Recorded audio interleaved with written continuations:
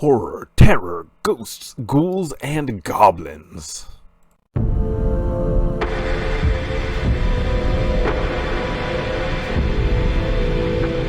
Hello everyone, and welcome back down here to the Gamer's Den, with me, your host, Jordan, your master of lore and storyteller extraordinaire, bringing you another DM Quick Tips today, talking about running horror games, and I figured we'd do this in honor of the recently passed Halloween.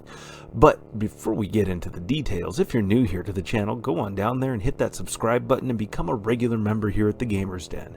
Or, if you're already part of such a legendary roster, then go ahead and head on down there and hit the like button and share the video far and wide. But now, we'll go ahead and dive into this bag of tricks and treats.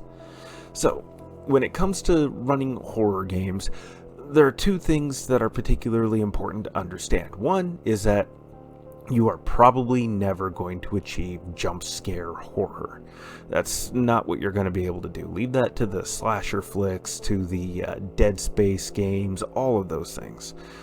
But what you are going to be able to achieve is that classic Gothic horror setting that is just unnerving, unsettling, that disquiets and discomforts your players.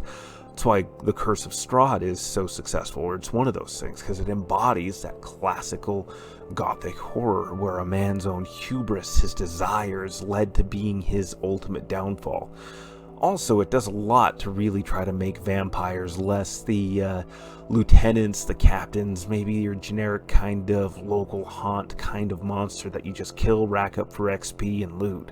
No, they wanted to establish something that had a lot of personality and feeling to it, with this tragic backstory that was all too human and all too familiar for so many of us, but ultimately still does little to nothing to redeem Strahd in the end.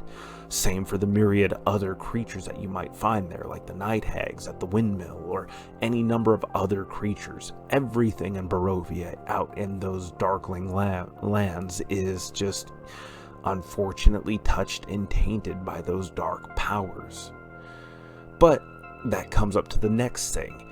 Everything's grim, everything's dark, and it's such a sad story, sad setting with a sad tale to go with it. There's a lot of sadness there, and it's easy to lean into that and just keep it going, punch after punch, hit after hit.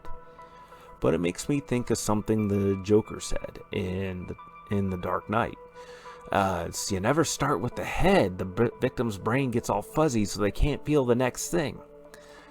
Well, if you start going hard and fast the whole time, your players are going to very quickly be numb to what's happening.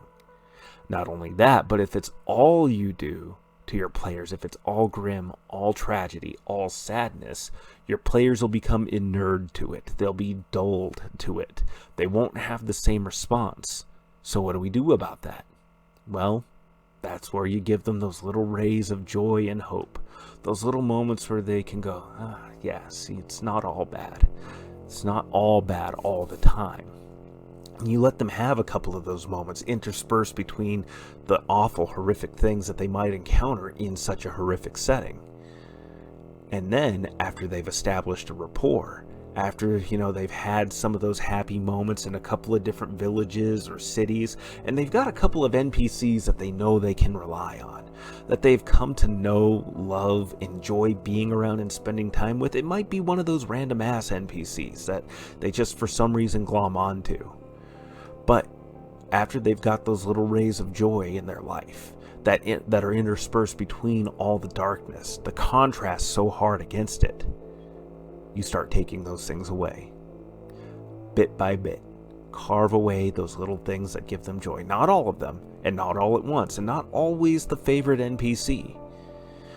If you do it all at once, it results in the same thing. The players become dulled to it, disinterested, and not really engaged with it. So you do it a little bit here and there. Some of their little victories even, the little happy moments that they got, say again in Barovia, say they rescue some of the children from the hags. Well, over time it turns out that one of the children that they rescued from the hags had already been touched and corrupted and is doomed to become a hag themselves in the future. that strips away one of those little happy moments, one of those little happy victories. It doesn't completely undo it, because there are a couple other children they saved, but one of them is going to be a hag, and they know which one, so then they have a choice to do something grim and prevent what is likely going to be a lot of future harm, or just allow things to progress and see what happens. But what do you think? Go on down here below to let me know your thoughts, and what are your tips, tricks, and ideas for running your own horror settings. Certainly, I've run one or two myself, and with varying degrees of success, but I'd be happy to know your thoughts, and I'll share mine down below with you. And remember, if you're new here to the channel, go on down there and hit the subscribe button, or if you've done that already, then like and share the video. But with all that said, I've been your host, Jordan, your Master of Lore and Storyteller Extraordinaire. Thank you all so very much for your time, and you have yourselves a good night.